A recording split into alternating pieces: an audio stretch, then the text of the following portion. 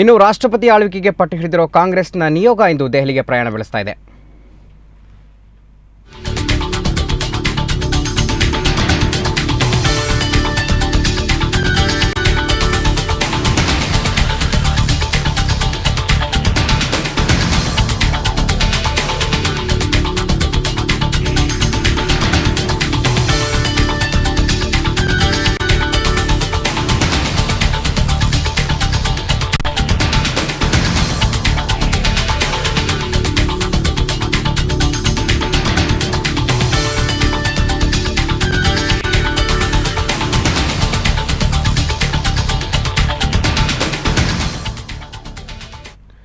ಈ ಕುರಿತು ಮಾಹಿತಿ ಕೊಡೋದಕ್ಕೆ ನಮ್ಮ ಪ್ರತಿನಿಧಿ ರಕ್ಷಾ ಇದೀಗ ಏರ್ಪೋರ್ಟ್ನಿಂದ ನೇರ ಸಂಪರ್ಕದಲ್ಲಿದ್ದಾರೆ.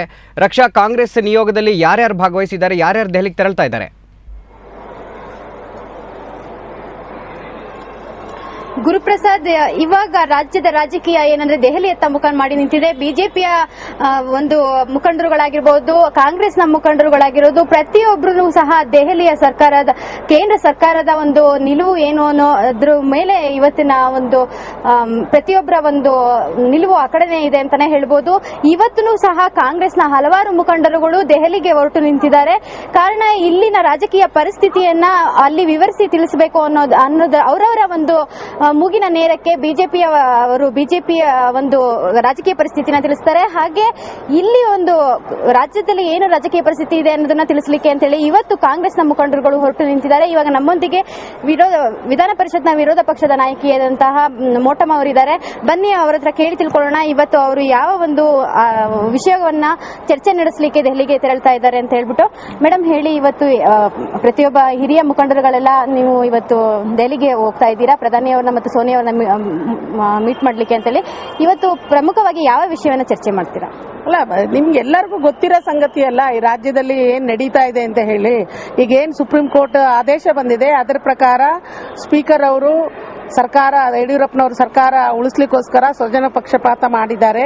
ಹಾಗೆ ಯಡಿಯೂರಪ್ಪನವರು ಕೂಡ ಸ್ಪೀಕರ್ ಅವ್ರನ್ನ ಸರ್ಕಾರ ಉಳಿಸ್ಕೊಳ್ಳಿಕ್ಕೆ ದಾಳವಾಗಿ ಉಪಯೋಗಿಸ್ಕೊಂಡು ಅವತ್ತು ಅಕ್ಟೋಬರ್ 11 ಅವರ ಒಂದು ಸರ್ಕಾರವನ್ನು ಉಳಿಸ್ಕೊಂಡಿದ್ದಾರೆ. ಇವತ್ತು ಸುಪ್ರೀಂ ಕೋರ್ಟ್ ಅದು ಮಾಡಿರೋದು ತಪ್ಪು. ಸ್ಪೀಕರ್ ಅವರು ಪಕ್ಷಾತೀತವಾಗಿ ಕೆಲಸ ಮಾಡಬೇಕಾದವರು ಒಂದು ಸರ್ಕಾರದ ಪರವಾಗಿ ಮಾಡಿದ್ದಾರೆ, ಅದು ತಪ್ಪು ಅಂತ ಹೇಳಿ ಬಹಳ ಸೀರಿಯಸ್ ಆಗಿ ಕ್ರಿಟಿಸೈಸ್ ಮಾಡಿದ್ದಾರೆ. ಆ ಪ್ರಯುಕ್ತ ಸುಪ್ರೀಂ ಕೋರ್ಟ್ ಏನು ಇವತ್ತು ಇವ್ರು ಮಾಡಿದ ತಪ್ಪನ್ನ ಎತ್ತಿ ಹೇಳಿದ್ದಾರೆ, ಅದಕ್ಕೆ ಅವರು ರಾಜೀನಾಮೆ ಕೊಡಬೇಕು. ಸ್ಪೀಕರ್ ಅವರು ನಾನು ರಾಜೀನಾಮೆ ಕೊಡಬೇಕಾಗಿಲ್ಲ, ನಾನೇನು ತಪ್ಪು ಮಾಡಿಲ್ಲ ಅಂತ ಹೇಳಿ ದೊಡ್ಡದಾಗಿ ಹೇಳ್ಕೊಳ್ಳೋದಾಗ್ಲಿ, ಅದೇ ಮುಖ್ಯಮಂತ್ರಿಗಳಾದ್ರೂ ಕೂಡ ತಮ್ಮ ಸರ್ಕಾರದ ಮರ್ಯಾದೆ ಉಳಿಸ್ಕೊಳ್ಳೋದಕ್ಕೆ ಸುಪ್ರೀಂ ಕೋರ್ಟ್ ಒಂದು ಆದೇಶ ಹೊರಡಿಸಿದ್ರಿಂದ ಅಥವಾ ಇವರು ತಪ್ಪನ್ನು ಎತ್ತಿ ಹೇಳಿರೋದ್ರಿಂದ ತಾನೇ ವಾಲಂಟಿಯರ್ ಆಗಿ ಸ್ಪೀಕರ್ ಅವ್ರನ್ನ ರಾಜೀನಾಮೆ ಕೊಡಿಸೋದ್ರ ಜೊತೆಗೆ ತಾನೂ ರಾಜೀನಾಮೆ ಕೊಡಬೇಕಾಯಿತು. ರಾಜ್ಯದಲ್ಲಿ ಬಿಜೆಪಿ ಪಕ್ಷವನ್ನ ವಜಾಗೊಳಿಸಲಿಲ್ಲ ಅಂದ್ರೆ ಸಾಮೂಹಿಕ ರಾಜೀನಾಮೆಯನ್ನ ನೀಡೋದಾಗಿ ಹೇಳಿಕೆಯನ್ನ ನೀಡಿದ್ರು ಕಾಂಗ್ರೆಸ್ ಮುಖಂಡರುಗಳು. ಅದರ ಬಗ್ಗೆ ಏನ್ ಹೇಳ್ತೀರಾ? ಅಲ್ಲಲ್ಲ, ಹೇಳಿಕೆಯನ್ನು ನೀಡಿದೀವಿ ಅಂತ ಹೇಳಿದ್ರೆ ನಮ್ಮ ಹೈಕಮಾಂಡ್ಗೆ ನಮ್ಮ ಒಂದು ಇದನ್ನ ಹೇಳಲೇಬೇಕಾಗತ್ತೆ. ಯಾಕೆ ಅಂತ ಹೇಳಿದ್ರೆ ನಾವು ನ್ಯಾಯಯುತವಾದ ಒಂದು ಬೇಡಿಕೆಯನ್ನು ಮುಂದಿಟ್ಟು ನಾವು ಹೋರಾಟ ಮಾಡ್ತಿದ್ವಿ, ಇದಕ್ಕೆ ನೀವು ನಮಗೆ ಬೆಂಬಲ ಕೊಡಬೇಕು, ಇಲ್ಲದೇ ಇದ್ರೆ ನಾವು ಈ ರೀತಿಯ ಒಂದು ಕ್ರಮವನ್ನ ಕೈಗೊಳ್ಳಬೇಕಾದ ಪ್ರಸಂಗ ಬರುತ್ತೆ ಅನ್ನೋ ಮಾತನ್ನು ಹೇಳಿದ್ದೇವೆ.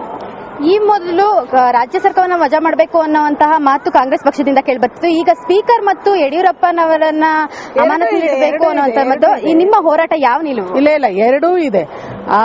ರಾಜ್ಯ ಸರ್ಕಾರವನ್ನ ವಜಾ ಮಾಡಬೇಕು ಅನ್ನೋದು ಇದೆ, ಜೊತೆಗೆ ಕೂಡಲೇ ಇವರಿಬ್ರು ರಾಜೀನಾಮೆ ಕೊಡಬೇಕು ಅನ್ನೋದು ಇದನ್ನು ಒತ್ತಾಯನೂ ಇದೆ. ಹಾಗೆ ಗವರ್ನರ್ ಅವ್ರ ಶಿಫಾರಸು ಏನಾಗಿದೆ ಆ ಶಿಫಾರಸ್ಸಿಗೆ ಮನ್ನಣೆ ಕೊಡಬೇಕು ಅನ್ನೋದು ಕೂಡ ನಮ್ಮ ಈ ಬೇಡಿಕೆಯಲ್ಲಿ ಹೊಂದಿದೆ. ನಿನ್ನೆ ನಡೆದಂತಹ ಕೇಂದ್ರ ಸಚಿವ ಸಂಪುಟದಲ್ಲಿ ರಾಜ್ಯಪಾಲರ ಒಂದು ಶಿಫಾರಸು ಏನಿತ್ತು ಅದರ ಬಗ್ಗೆ ಕೇವಲ ಒಂದು ಸಣ್ಣ ಚರ್ಚೆಯನ್ನು ಕೂಡ ಆಗಲಿಲ್ಲ. ಈ ಬಗ್ಗೆ ಅದಕ್ಕೆ ಅವರಿಗೆ ಸಮಯ ಬೇಕಾಗುತ್ತೆ, ಸಾಧಕ ಬಾಧಕಗಳನ್ನ ಯೋಚನೆ ಮಾಡಬೇಕಾಗತ್ತೆ. ಅದು ಒಂದು ಅಲಯನ್ಸ್ ಗವರ್ಮೆಂಟ್ ಆಗಿರೋದ್ರಿಂದ ಅಲಯನ್ಸ್ ಪಾರ್ಟಿಯವರಿಗೆಲ್ಲ ಮನವರಿಕೆ ಮಾಡಬೇಕಾಗತ್ತೆ. ಮಾಡ್ತಾರೆ, ಅವ್ರಿಗೆ ಅರ್ಥ ಆಗ್ತದೆ. ಇದು ಯಡಿಯೂರಪ್ಪನವ್ರ ಹಂಗೆ ಸೋಮವಾರ ದಿನ ಅಸೆಂಬ್ಲಿ ಅಂತ ಹೇಳಿ 3 ದಿನಕ್ಕೆ ಅಸೆಂಬ್ಲಿ ಕರಿತೀನಿ ಅಂತ ಮಾತು ಹೇಳಿದಂಗೆ ಆಗಕ್ಕಾಗಲ್ಲ. ಸರ್ಕಾರಕ್ಕೆ ಜವಾಬ್ದಾರಿ ಇದೆ. ಕೇಂದ್ರ ಸರ್ಕಾರ ಹೋರಾಟ ಏನು ಮೇಡಮ್? ಕೊನೆ ಹೋರಾಟ ಗೆಲ್ಲುವ ತನಕ ಹೋರಾಟನೇ ಕೊನೆ ಹೋರಾಟ. ಸರ್ಕಾರ ಇಳಿಸೋ ಗುರುಪ್ರಸಾದ್ ಕೇಳಿದ್ರಿ, ಮೋಟಮ್ಮ ಅವರು ಹೇಳಿದಂತ ಮಾತು ಗೆಲ್ಲುವವರೆಗೂ ಕೊನೆಯ ಹೋರಾಟ ಅನ್ನೋದಾಗಿ ಹೇಳ್ತಿದ್ದಾರೆ. ಯಾವುದೇ ಕಾರಣಕ್ಕೂ ಇವರ ಒಂದು ನಿಲುವು ಬದಲಾಗೋದಿಲ್ಲ, ಹೋರಾಟವನ್ನ ಮುಂದುವರಿಸ್ತೀವಿ, ರಾಜ್ಯ ಸರ್ಕಾರವನ್ನ ವಜಾ ಮಾಡಲೇಬೇಕು ಅನ್ನೋದು ಇವರ ಒಂದು ಇಂಗಿತ ಆಗಿದೆ. ಇವರ ಮಾತುಗಳು ಕೇಳ್ಬರ್ತಾ ಇದೆ. ಇವತ್ತು ಎಲ್ಲಾ ಹಿರಿಯ ಮುಖಂಡರುಗಳು ಏನಿದ್ದಾರೆ, ಕಾಂಗ್ರೆಸ್ ಮುಖಂಡರುಗಳು, ಅವರು ಪ್ರಧಾನಿ ಮನಮೋಹನ್ ಸಿಂಗ್ ಹಾಗೂ ಸೋನಿಯಾ ಗಾಂಧಿ ಅವರನ್ನ ಭೇಟಿಯಾಗಿ ಕೇಂದ್ರದ ಮೇಲೆ ಒಂದು ಒತ್ತಡವನ್ನ ತರುವಂತಹ ತಂತ್ರವನ್ನ ರೂಪಿಸಿದ್ದಾರೆ. ಓಕೆ ರಕ್ಷಾ, ಧನ್ಯವಾದ ತಮ್ಮೆಲ್ಲ ಮಾಹಿತಿಗಾಗಿ. ಓಕೆ, ಇದೀಗ ತಾನೇ ಕಾಂಗ್ರೆಸ್ನ ನಿಯೋಗ ದೇವನಹಳ್ಳಿ ಏರ್ಪೋರ್ಟ್ನಲ್ಲಿ ಬಿಡುಬಿಟ್ಟಿದೆ. ದೆಹಲಿಗೆ ಕಾಂಗ್ರೆಸ್ ನಿಯೋಗ ಸೋನಿಯಾ ಗಾಂಧಿ ಅವರನ್ನ ಭೇಟಿ ಮಾಡಿ ಮತ್ತು ರಾಷ್ಟ್ರಪತಿಯವರನ್ನ ಭೇಟಿ ಮಾಡಿ ಅವರ ಮೇಲೆ ಒತ್ತಡವನ್ನು ಹೇರುವಂತಹ ಒಂದು ನಿಯೋಗ ಹೋಗ್ತಾ ಇದೆ. ರಾಷ್ಟ್ರಪತಿ ಅವರನ್ನು ಒತ್ತಡ ಹೇರ್ತಾ ಇದೆ. ರಾಜ್ಯಪಾಲರ ಶಿಫಾರಸನ್ನು ಜಾರಿಗೊಳಿಸಬೇಕು ಮತ್ತು ಕರ್ನಾಟಕದಲ್ಲಿ ರಾಜ್ಯ ಸರ್ಕಾರವನ್ನು ವಜಾಗೊಳಿಸಬೇಕು ಅಂತ ಹೇಳಿ ಕಾಂಗ್ರೆಸ್ನ ನಿಯೋಗ ದೆಹಲಿಗೆ ಹೊರಟಿದೆ. ಈ ಒಂದು ಸಂದರ್ಭದಲ್ಲಿ ನಮ್ಮ ಪ್ರತಿನಿಧಿಯೊಂದಿಗೆ ಕಾಂಗ್ರೆಸ್ನ ನಾಯಕಿ ಮೋಟಮ್ಮ ಮಾತಾಡಿದ್ರು. ಅವರು ಅಲಯನ್ಸ್ ಸರ್ಕಾರ ಆಗಿರೋದ್ರಿಂದ ಕೇಂದ್ರ ಸರ್ಕಾರದಲ್ಲಿ ಅಷ್ಟು ಬೇಗ ಒಂದು ನಿರ್ಧಾರವನ್ನು ತೆಗೆದುಕೊಳ್ಳೋದಕ್ಕಾಗೋದಿಲ್ಲ. ಎಲ್ಲ ಸಾಧಕ ಬಾಧಕಗಳನ್ನು ಚರ್ಚಿಸಿ ಕೊನೆಗೆ ನಿರ್ಧಾರ ಕೈಗೊಳ್ಳಲಾಗುತ್ತೆ. ಈ ಒಂದು ಇದನ್ನು ಆಧರಿಸಿ ನಾವು ನಿಯೋಗ ಹೊರಟಿದ್ದೀವಿ, ಅವರ ಮೇಲೆ ಒತ್ತಡವನ್ನು ತಂದು ಕಾಂಗ್ರೆಸ್ ತರ್ತಾ ಇದೆ ಅಂತ ಹೇಳ್ತಾ ಇದ್ದಾರೆ.